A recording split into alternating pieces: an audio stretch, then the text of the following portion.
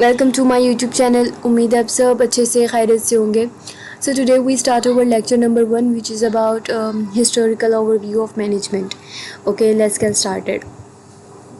اب اس میں ہم پرنسپل آف مینجمنٹ کو فردر ڈیٹیل میں پڑھیں گے کہ وہ کیا ہوتے ہیں، اور اس میں ہم انٹرسٹنگ اور انڈرسٹینڈیبل وے میں دیکھیں گے، کیونکہ مینجمنٹ ایک ایسی چیز ہے جو برسوں سے چلی آ رہی ہے. ایسا نہیں ہے کہ جو جنزیز ہیں وہ ان کے دور میں آ کے جو ہے یہ مینجمنٹ ہوئی ہے، بلکہ نہیں، اگر 4000 سال قبل بھی ہم جاتے ہیں نا، مصریوں کے دور میں یا اس سے پہلے جتنی بھی ہم ہسٹری میں دیکھ لیں، تو مینجمنٹ ہمیشہ سے چلتی آئی ہے. وہ کسی نہ کسی صورت میں یا ان کے میتھڈ مختلف ہو سکتے ہیں، لیکن ایک جو مینجمنٹ کا عنصر ہے، وہ جو ایک ایلیمنٹ ہے، وہ ہمیشہ سے پایا گیا ہے. ٹھیک ہے، اب وہ کس طرح سے ہے؟ اب ظاہری بات ہے، ہم ایک بات کریں نا کہ مینجمنٹ سٹارٹنگ سے چلتی آ رہی ہے. اب وہ اس کو ہم فردر کس طرح سے ڈیل کریں گے، وہ اس کو ہم اس طرح سے دیکھیں گے کہ برسوں میں یعنی کہ تاریخ میں کس طرح سے اس کو امپلیمنٹ کیا گیا ہے. تو نمبر فرسٹ پہ انہوں نے بتایا ہوا ہے the intellectual heritage of management.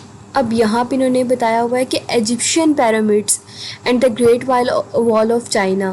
اس کے علاوہ آپ نے پیرامڈس دیکھے ہوں گے، اگر آپ ہسٹری ابھی نکال کے دیکھیں نا، گوگل پہ سرچ کریں تو پیرامڈس بہت بہت زیادہ بڑے بڑے ہوتے ہیں. ایون اگر آپ کھڑے ہو جائیں نا اس کے آگے تو آپ کو لگے گا آپ بالکل چھوٹے سے ہیں، اور وہ پیرامڈ اتنے اونچے ہوتے ہیں.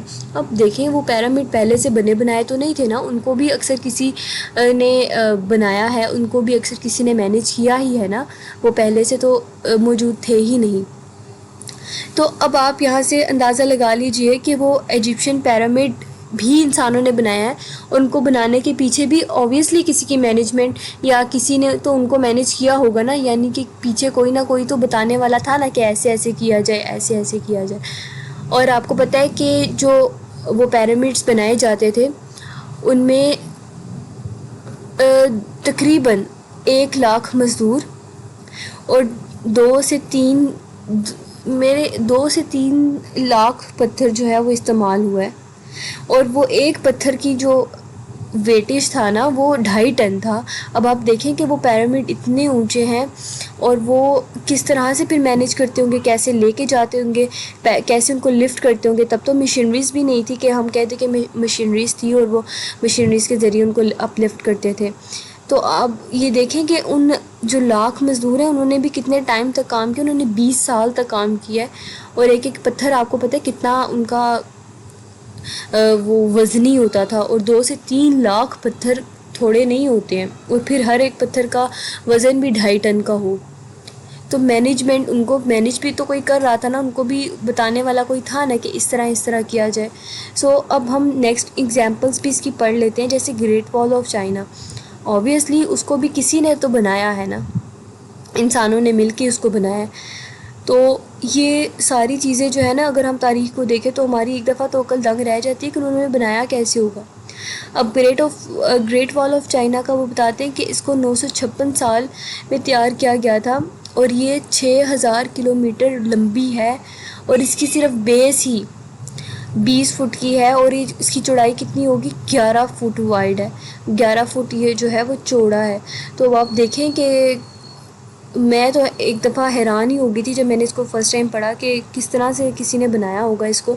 اور ظاہری بات ہے یہ انسان نے ہی اس کو بنایا ہے، اس کو تعمیر کیا ہے، تو کس طرح ہی کیا ہوگا. اوبویسلی اس کے پیچھے بھی مینجمنٹ تھی کوئی نہ کوئی، اس کے پیچھے بھی کوئی مائنڈ سیٹ تھا کہ بنایا جائے یا اس طرح سے اس کو کیا جائے. اب وہ کہہ رہے ہیں کہ پرپس کیا تھا اس یعنی کہ دیوار کو بنانے کا. To mark territories, to defend the area, یہاں پہ لفظ کٹے ہوئے ہیں. اچھا، ٹو پروٹیکٹ سلک روڈ. اچھا، اب اس کو بنانے کا مقصد صرف یہ تھا کہ اس زمانے میں اوبویسلی ان کو اپنا ڈیفینڈ کرنا تھا، اپنا دفاع کرنا تھا. تو انہوں نے یہ دیوار اس لیے بنائی تھی تاکہ کوئی بھی اس کو یعنی کہ پار آسانی سے نہ کر سکے، اور اگر کچھ ایسا ہو بھی رہا ہے تو وہ اس کے لیے اپنے آپ کو تیار کر لیں. ٹھیک ہے، اور ان کا ایک سلک روڈ ہوتا ہے اس کو پروٹیکٹ کرنے کے لیے، تاکہ ایرا غیرہ نتو خیرہ یا کوئی بھی مطلب مختلف ممالک کے لوگ ایسے نہیں ہے کہ اچانک ہی آ کے یوز کرنے لگے. نوپ، ایسا نہیں ہے. ٹو مارک ٹیریٹری، اب جیسے ہوتے ہیں نا کوئی حادثات ہونے لگتے ہیں، یعنی کہ کوئی دوسرا ملک بغاوت پہ اترا ہوا ہے کہ وہ کہتا ہے کہ نہیں جنگ کرنی ہی کرنی ہے. اگر کچھ ایسا معاملہ بھی ہو تو گریٹ فال آف چائنا ظاہری بات ہے بنی ہوئی تھی، اگر کچھ ایسا معاملہ ہوتا تو اپنے آپ کو یا تو پریپیئر کرتی یا تو ان کو ادھر سے ہی ان کو مار بھگاتے. The Wealth of Nations, one of the classic book on economic philosophy was written by Adam Smith. اب وہ یہاں پہ بتا رہے ہیں کہ کلاسک بک ہے اکانومک فلاسفی کی، اور وہ کس نے لکھی ہے؟ ایڈم اسمتھ نے لکھی ہے.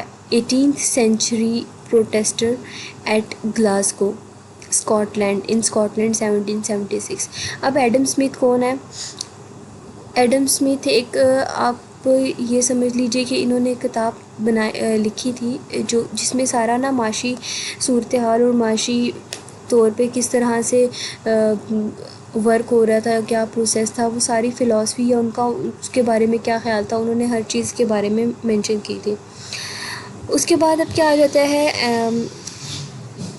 Division of labour, the break down of job into narrow and repetitive task.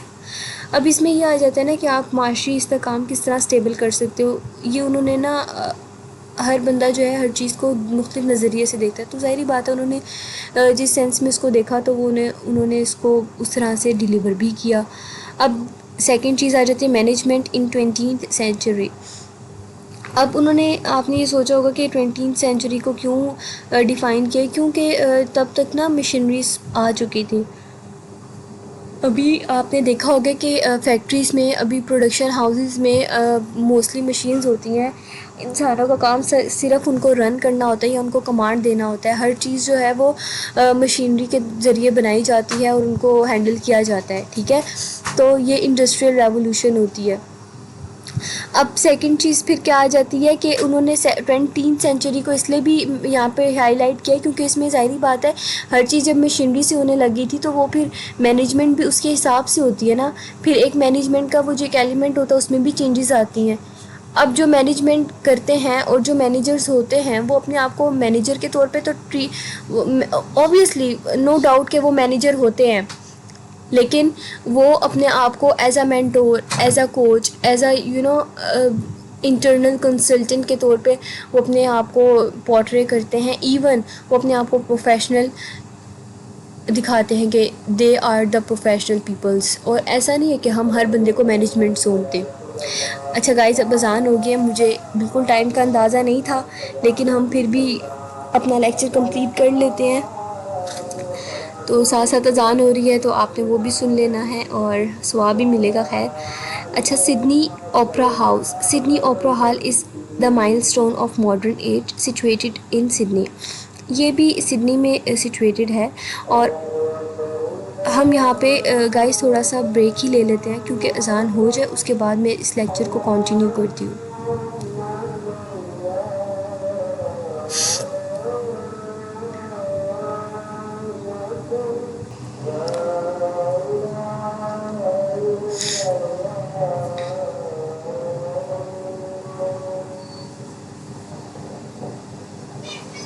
Okay, تو ہم سڈنی اوپرا ہاؤس کی بات کر رہے تھے. اب وہ کیا ہے، اس کو مطلب کمپلیٹ کرنے میں ٹائم پیریڈ کتنا لگا تھا؟ 33 ایئرس کا لگا تھا. 33 سال کم نہیں ہوتے ہیں. 33 سال میں بچہ جوان ہو جاتا ہے. ایون وہ اپنی میرٹل لائف کو کیری کر رہا ہوتا ہے، یعنی کہ اس میں وہ ان ہو جاتے ہیں، انگیج ہو جاتا ہے. تو اتنے لمبے عرصے تک ایک چیز کو بنانا اور ایک چیز میں کنسسٹنٹ رہنا بہت بڑی بات ہوتی ہے.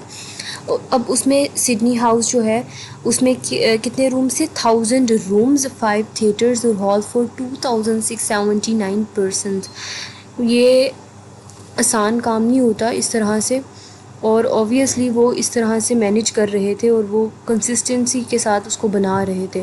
آپ کو پتہ ہے اس کو صرف بنانے میں یہ سب سے پہلے اس کے ہال کی بات کر لینا. وہ 183 میٹر ٹال ہے، لمبا ہے، اور 120 میٹر چوڑا ہے. اور اس کی جو روٹس ہیں، صرف اس کی روٹس کی جو ٹائلز ہیں وہ کتنی ہیں؟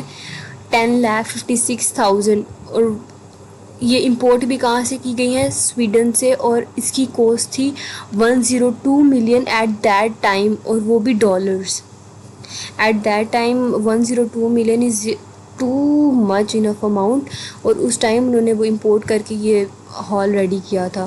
تو اب دیکھیں کہ کتنی محنت لگی ہوگی. The main purpose is to provide entertainment to public. صرف اس کا مین پرپز انہوں نے یہ رکھا تھا تاکہ وہ جو اپنی رعایا ہے، یہ جو لوگ وہاں پہ ہوتے ہیں، ان کو انٹرٹینمنٹ دے سکے، ان کو انٹرٹینمنٹ پرووائڈ کر سکے. چونکہ آپ کو پتہ ہے یہ اٹ از جسٹ لائک ایک وہ ہوتا ہے نا، آئیڈیالوجی ہوتی ہے ایک سینما والی. ان کا یہ مقصد تھا تاکہ وہ ایک جگہ پہ سارے لوگوں کو ایک انٹرٹینمنٹ والا ماحول بنا سکیں. آگے فلائنگ کلرز آن پی سی. اس کے بعد آپ کو پتہ ہے کہ پہلے بلیک اینڈ وائٹ ہوتی تھی، جب ہمارے امی ابو کا دور تھا تب بلیک اینڈ وائٹ اسکرین تھی. اس کے بعد لیکن کلرفل آ گئی. اب ہم بلیک وائٹ دیکھتے ہیں تو ہم کہتے ہیں یہ تو پرانے زمانے کی ہے، لیکن وہ پرانا زمانہ اتنا بھی پرانا زمانہ نہیں تھا جتنا ہم نے بنا دیا. بہرحال اب تو کلر ٹی وی ہے اور کلر ہی ہر چیز ہوتی ہے. What is organization? اب اس کی سمپل سی ڈیفینیشن آپ یہاں سے یاد کر لیں کہ دو سے زیادہ لوگ جب کام کر رہے ہوتے ہیں مل کر اور ایک ہی گول پہ کام کر رہے ہوتے ہیں، یا ان کا کوئی ایک ہی مقصد ہوتا ہے جس کو اچیو کرنے کے لیے وہ مل کے کام کر رہے ہو، تو اس کو ہم کہہ دیتے ہیں آرگنائزیشن. اب آرگنائزیشن ڈفرینٹ قسم کی ہو سکتی ہے. ویلفیئر آرگنائزیشن بھی ہو سکتی ہے، ایجوکیشنل آرگنائزیشن بھی ہو سکتی ہے. اس کے علاوہ مختلف اقسام ہوتی ہیں آرگنائزیشنس کی، لیکن جہاں دو سے زیادہ لوگ مل کے کام کریں اور کسی ایک مقصد پہ کام کریں، اس کو ہم آرگنائزیشن کہیں گے. آگے کیا ہے؟ پیپل. اب یہاں پہ انہوں نے اس کی کیٹیگری بتائی ہوئی ہے، پیپل، پرپس، پروسیس اینڈ پول کا. جہاں آرگنائزیشن کی بات ہوگی وہاں پہ لوگ بھی ہوں گے، وہاں پہ مقصد بھی ہوگا، ایک عمل بھی ہوگا، پروسیس بھی ہوگا. And the last thing is poll کا. پول کا کیا ہے؟ اس کو ہم فردر بھی ڈیٹیل میں پڑھیں گے نیکسٹ لیکچر میں، لیکن اس کا ہے کہ planning, organizing, leading and controlling.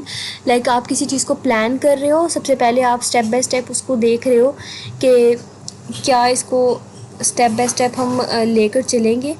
جیسے ایک گیم کے اندر پارٹس ہوتے ہیں. سیکنڈ چیز ہوتی ہے آرگنائزنگ. آپ اسٹریٹجی بناتے ہو کہ کس طرح سے کرنا ہے. پہلے ہم نے کہا کہ اس طرح کرنا ہے، لیکن اس کو امپلیمنٹیشن کے لیے کس طرح سے آپ اور کون سے بندوں کو ہائر کر سکتے ہو یا کن بندوں سے کروا سکتے ہو، یہ آرگنائزنگ میں آ جاتا ہے. لیڈنگ میں کیا ہوتا ہے؟ ان کو موٹیویٹ کرنا، ان کو پرسو کرنا کام کے لیے. کنٹرولنگ سے یہ ہے کہ آپ کس طرح سے جتنے بھی لوگ بے شک کام کر رہے ہیں، آپ ان تمام لوگوں کو کس طرح سے ہینڈل کر سکتے ہو اور کام کو مطلب ایک جگہ پہ اتھارٹی رکھ سکتے ہو اور ایک جگہ پر کتنی آپ کی پاور ہے. ٹھیک ہے، یہ سب کوالٹیز جو ہے نا ایک مینیجر کی ہوتی ہیں. اس کو ہم اگلے لیکچر میں بہت ڈیٹیل میں پڑھیں گے. سو دیٹس وائی ابھی میں آپ کو اتنے زیادہ اس کے بارے میں ڈیٹیل میں نہیں کرواؤں گی. ٹھیک ہے، اب یہاں پہ ہمارا لیکچر ہو گیا مکمل. نیکسٹ لیکچر میں آپ ہمارا ساتھ دیجیے گا. تب تک کے لیے اللہ حافظ.